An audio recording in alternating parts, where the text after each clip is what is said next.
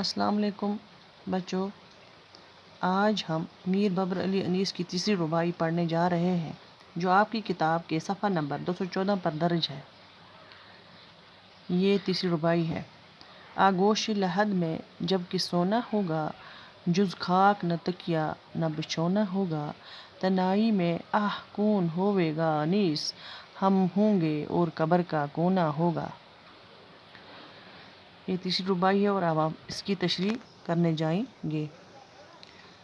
شاعر اس رباعی میں تشویش کے عالم میں فرماتے ہیں کہ موت کے بعد جب انسان کو قبر میں ڈالا جاتا ہے تو قبر کی گود میں اسے سوائے مٹی کے کچھ اور میسر نہیں ہوتا۔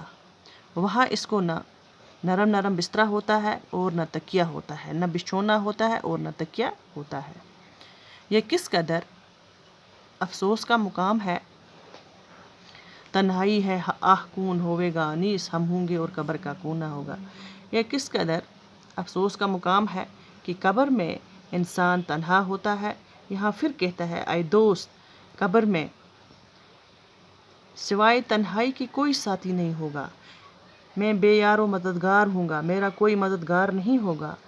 میں قبر میں پڑا ہوں گا، وہاں نہ کوئی آسائش ہوگی نہ کوئی ساتھی ہوگا۔ یہ اس رباعی کی تشریح ہے۔ مجھے امید ہے کہ آپ کو سمجھ آئی ہوگی اور آپ اپنی کاپی پر لکھ کر یاد کریں گے۔ اللہ حافظ۔